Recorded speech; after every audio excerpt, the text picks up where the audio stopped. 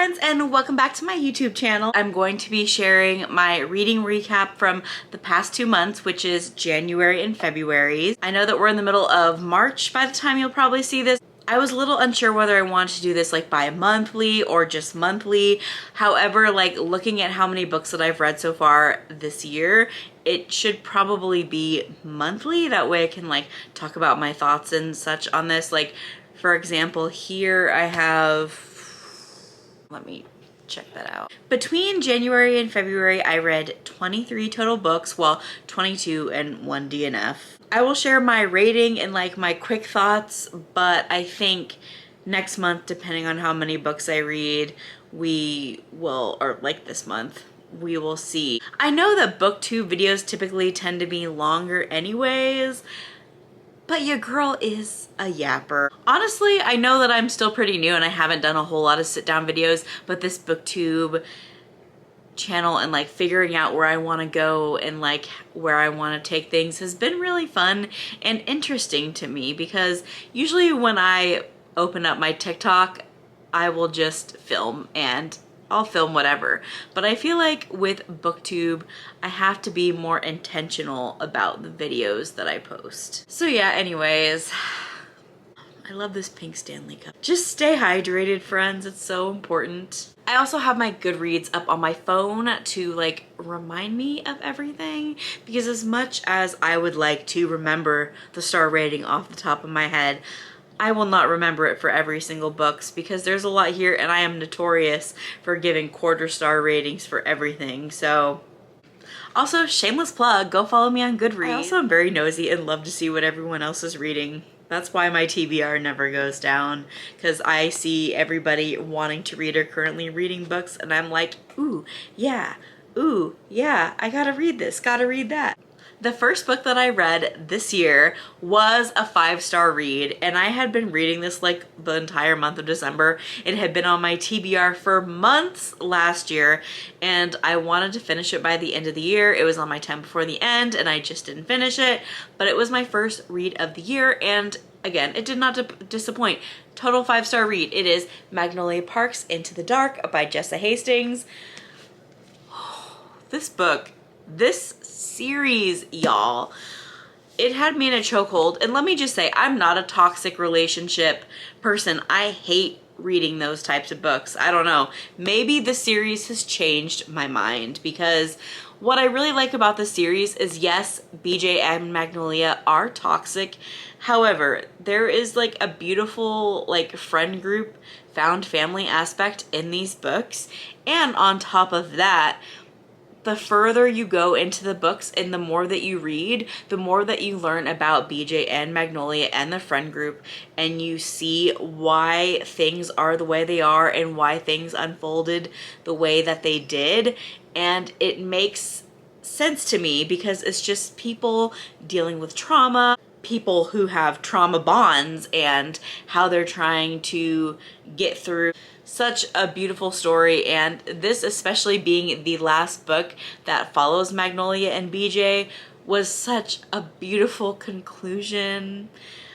I cried at so many points during this book, and it took me a long time to read. First of all, this book is pretty long. This book is, hold on, 708 pages. It took me a long time to read, not because of the fact only just because it was 708 pages, but it was also really heavy, so I had to like pace myself, because again, it made me cry, and there was a lot of things that I related to that I didn't think I was going to relate to, especially, I don't want to spoil like things too much. There are still a couple more books in the series that have yet to release, and I believe they're going to be Daisy Hates POV, well, Daisy Hates and Co POV, but I don't know, I just really love this, and it was definitely a 5-star read. It was so good. The next book that I read in January was A Study in Drowning by Ava Reed. I rated this 4 stars. I thought it was really slow in the beginning, and then it really picked up pace throughout the middle, and then the end was super like fast and things were happening. I will say this, I really enjoyed this, but definitely check your trigger warnings for this. Effie, the main character, is treated terribly. Also love the sprayed edges on this. with the books. So pretty. I did love the twist at the end, and Effie and Preston, such cinnamon rolls. I would say this is very dark academia. I will say this too, don't be alarmed if I jump around in series, because a lot of times I will not read series back to back. Next up is an e-arc that I got from NetGalley, which is Sword Heart by T. Kingfisher. And I will say this, I believe that it was just a repub. The book has been around, but the book was available on NetGalley, and I love T. Kingfisher, one of my favorite authors. And this book is no exception. I rated it 4.75 stars. The only reason why it got knocked down a little bit is because the pacing in the last quarter of the book was really funky. Pacing is one of those things to me that will like totally make or break a book. I don't know about everybody else, maybe that's just me, but like I definitely feel like if pacing is like really fast or medium, or if it's like really fast and then it goes very like slow paced, it kind of throws off the whole book for me. I really loved both these characters, and it was just actually published, and I want to get a physical trophy for my bookshelves. I don't know if you guys have seen the actual like book cover and such, but it is gorgeous. And again, I love T. Kingfisher. I have a couple other of her books, so like obviously I want this on my shelf. Not like I have space, but you know. I will say this, when reading this book, I genuinely laughed at so many parts. Also, it's very like grumpy sunshine. Like Hala, the FMC, is very sunshiny, and she's realistic, but she's very fun and like very bright, bubbly, able to talk herself out of any situation. And Sarkis is like a man who's been stuck in a sword, very serious, but like also a man, but also like a nice man. This, for example, is really funny. So this is just one of the quotes, and I took pictures of this, and I saved it on my Kindle, but I found it. Quote, "You're plotting to murder me," said Zale, "and you're kidnapping a woman who doesn't wish to marry you, to hold her prisoner until she consents to wed you. I feel this does indeed make you a bad person." And then Hala, the FMC, responds, "I have to agree," nodding. I don't know, I just thought that was really funny. Just, it's so good. I love T. Kingfisher. Please read her books. Next up, we have the sequel from A Study in Drowning, which is A Theory of Dreaming, which is another e-arc that I got. My thoughts are pretty similar to the first book, with the exception that A Theory in Dreaming is marginally and drastically darker. Like, I don't want to have any spoilers because the book isn't scheduled to publish until July, I believe. Expected July 29th. So yeah, we have a ways to go. I'm not going to speak too much on this because of the fact that we have a ways to go. The book isn't even published, so obviously there will be no spoilers. But the book is marginally and drastically, as I said, darker. It took me from January 12th to the 17th. Of course, I read a lot of books at the same time, but it took me a little bit to get through it because of how dark it was. Okay, this was my like note in my review too. Overall, I liked this, and I probably would have liked it more if I was in a better headspace, wasn't currently in a depressive episode. I definitely recommend this book, however, I'm not sure I would recommend to read it right away for someone who is not in the best headspace to read something this heavy. Take that for what you will. So the next book that I read was, you know, the very popular, very anticipated Onyx Storm, which is the third book in the Empyrean series by Rebecca Yarros. I rated this 4.75 stars. I may or may not change that rating because I loved this book. But the reason why I did knock it down a little bit is because there were so many people, and there were so many places, and there were so many things that I feel like I couldn't keep up. However, I feel like if I would have done like a full reread of Fourth Wing and Iron Flame, this probably wouldn't have been as clunky as it was. I love Fourth Wing and Iron Flame, one of my favorite romantasy series of all time. Xaden, book boyfriend on top. Well, Riddock catching up. I might be a Riddock girly. Let me just say, after this book, maybe I might be. The quote or the part where Violet's like, "We live by the Codex," and Xaden's like, "I live by you. Raw, next question." For real though, the reason why I might change it is because the things that made me knock it down a little bit are also the things that were great about it. Like, I love to see the entire world opening up and learning about all the different places. Am I suffering from emotional damage still? Yes. The Arrow, will I ever live the Arrow down? I don't know.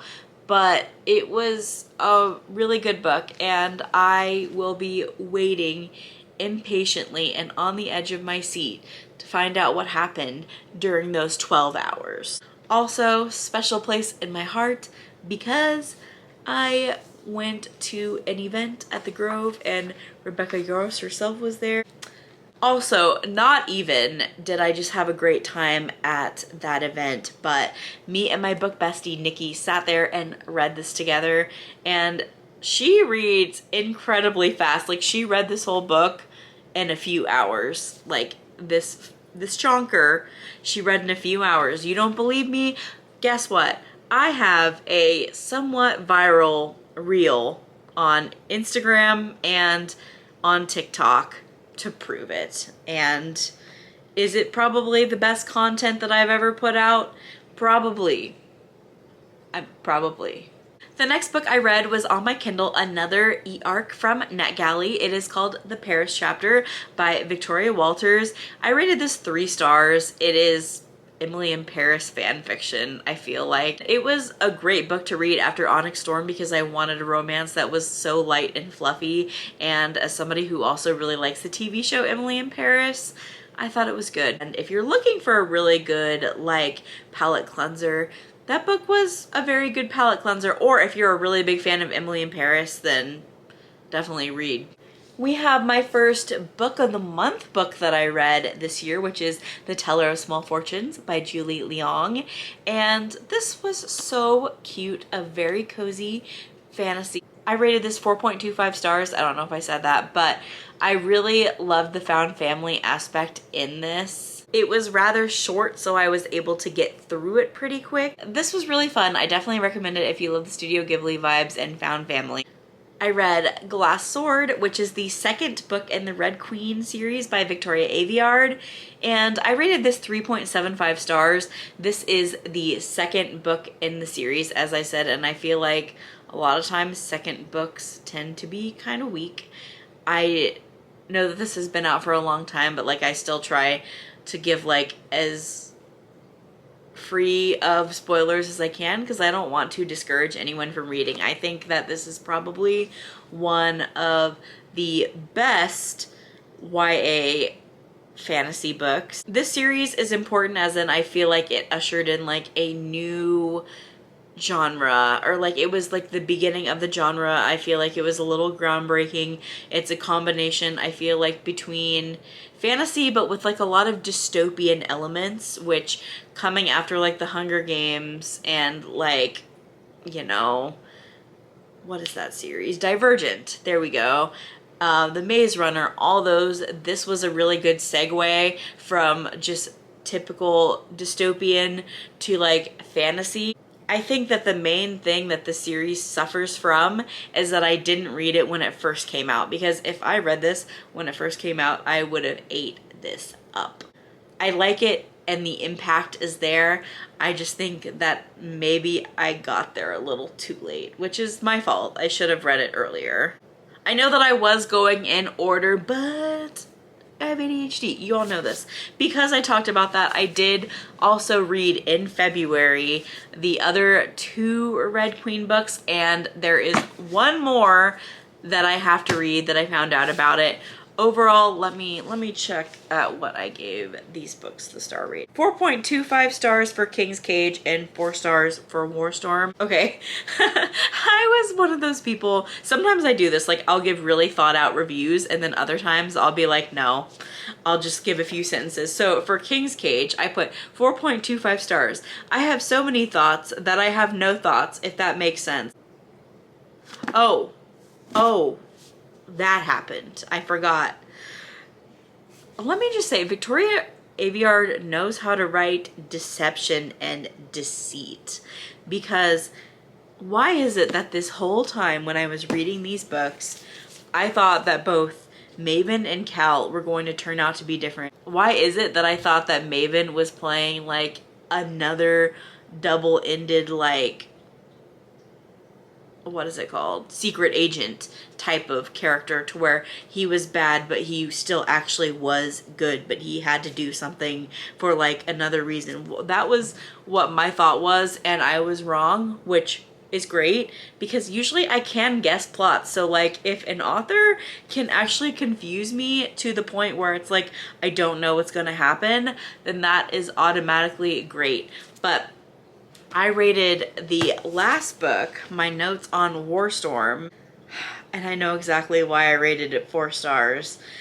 There were parts of this I loved, but the ending left much to be desired. It would have been a 4.5 star rating for me, for sure, if the end was more final for it being the final book. Yes, I'm not trying to be a hater at all. I feel so bad. I've met Victoria Aveyard and she is the sweetest person, like the sweetest person. With this series, this is also her debut series.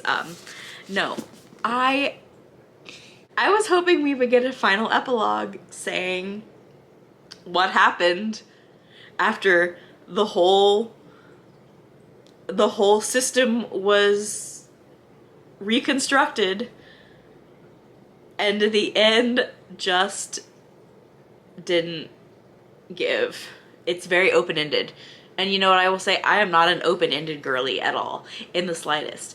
I like things closed up. And then I did find out that there was like another novella that does close things out more, or like it's a book of novellas, and it like, I don't know, it explains, it wraps things up.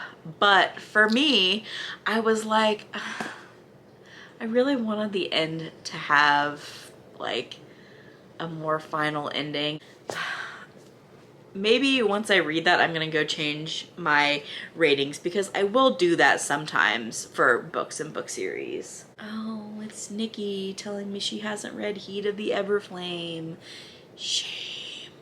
I wouldn't skip around, but like I wanted to talk about the whole series, because certain series and certain books I feel like I can't talk without talking about the whole series, if that makes sense.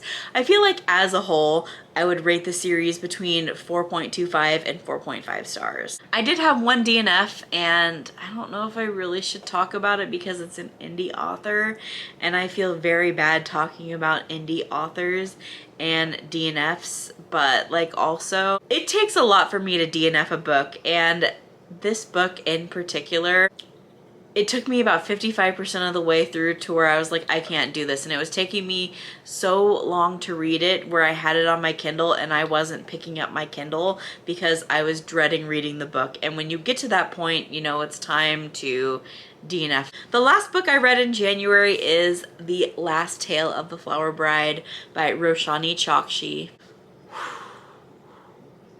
This book, 5 stars.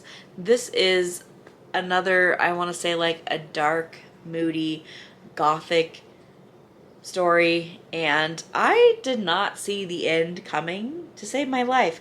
I thought I saw the end coming. No, I did not. It was a very short, very quick read. The fact that the book ended the way that it ended really is what drove up my star rating. I really appreciate being tricked by an author. Like, I give my star. Definitely read this. It's, again, really short. This is 289 pages. Those were all the books that I read in January. Let's move on to February, because February, see, okay, so in January I made some mistakes. I was going to Romantasy-Con in February at the end of the month. I should have put a lot of the books that I wanted to read in January to like spread them out between January and February, and I did not, which resulted in this very, very long list of books that I did not finish like every single book, but I did read a lot of them. Is it getting darker in here? Is that just me? I have my ring light on, but it's kind of, I don't know, it's kind of up. And my camera's like a little lower than it. Hold on. I guess that's not fair to describe without sharing. February was a really good reading month though for me. The first two books that I read them back to back, and they're part of a series, is Spark of the Everflame and Glow of the Everflame, The Kindred's Curse Saga by Penn Cole. And when I tell you, this is my new favorite series. This is your girl's new favorite romantasy series. I also just read Heat of the Everflame. I'm not even gonna talk about that. And I know that the books were technically available on KU, but I really wanted to buy the book and like support the author. These are also beautiful books. I love the in paper art in these. So like there's this, for example, and in this one, this was the one that like I was looking at my friend Nikki's desk and it was on the, and I'm like, this castle, stop. Both 5-star reads, obviously, like probably more than a 5-star read if I'm being honest. Absolutely loved and devoured this series. Luther is the standard now to which I will hold men. I will say with this series, it is the slowest of slow burns. The slowest. DM, the FMC, she a bad bee. I also love the Grivern Saray. I will also say that all the books so far have like ended on a massive like cliffhanger. The way that this book ended on a cliffhanger almost broke me.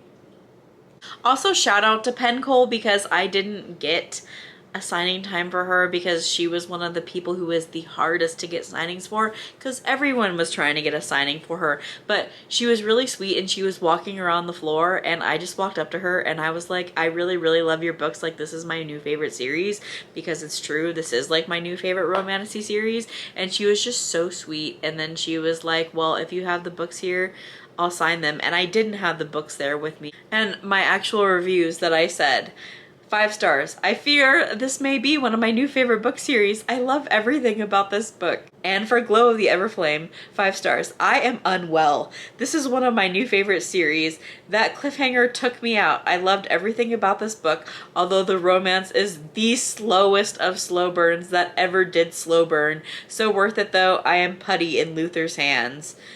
I also love DM and her found family, her brother, and I loved her bond with Saray. She is a bad bee and I'm here for all of it. I'm just going to stare off into the void now. Ha ha ha. Facts.